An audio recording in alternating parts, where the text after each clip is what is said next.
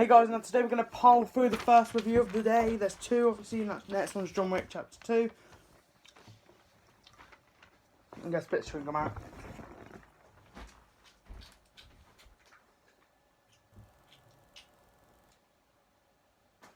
Toy donation bin. Okie dokie, today we're reviewing John Wick Chapter 1.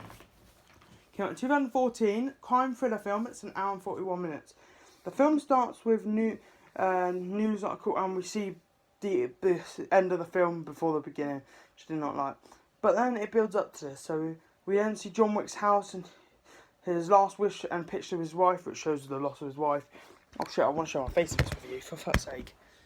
Oh, the shirt looks like dog shit. Shove on that top in a bit. No, that looks even worse. Sorry about this, guys. Sorry about the disaster of my shirt. I've eaten it. No, I'm joking, it's ripped. Okay. There you go, perfect. Then his wife dies, and his wife gets a puppy. Then we see a bat is thrown through the window, and his dog is now dead. Then John heads to the car dealership, and they killed, and then he finds out what happened from them, and he starts his revenge plan.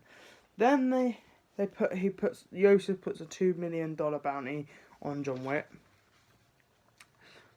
We see Williams Dafoe characters. Marcus is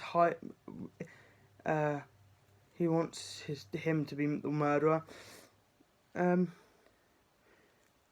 John Wick chases the murderer through this rave club type thing, and they start murdering, and he starts to shoot out.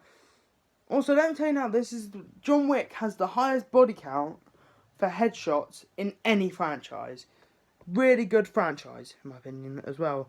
None of them are bad. I have seen these franchises. None of them are bad. So none of them are getting under a 5. And this one is the worst rated one, because I do love 2 and 3. I love 3 slightly better than this.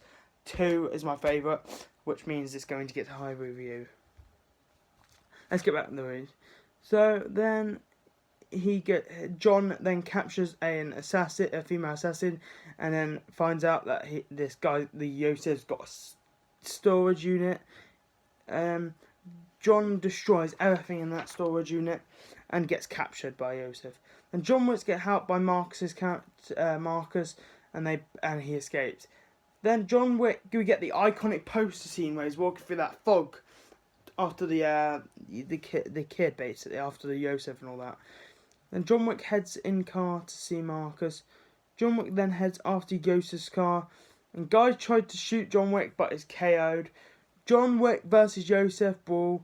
Joseph pulls a blade on John, and John then stabs himself to break Joseph's arm and take him down. Then John Wick walks off and leaves Joseph. We then see after the start of the film, which if you don't know, obviously I lose back to them.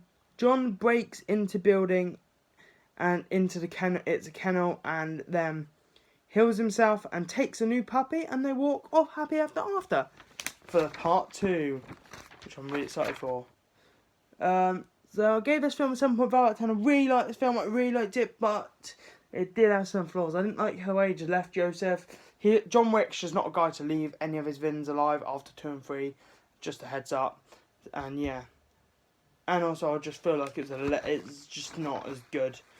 But the music was a lot better in this one than the other 2, in my opinion. Especially, I love like the rave type music that was played. I really did like that. But I did not like the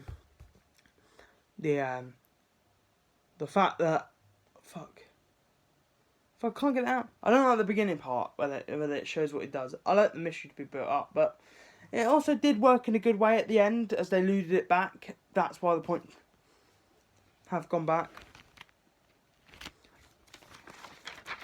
And yeah, that's my review on John Wick. Bye-bye.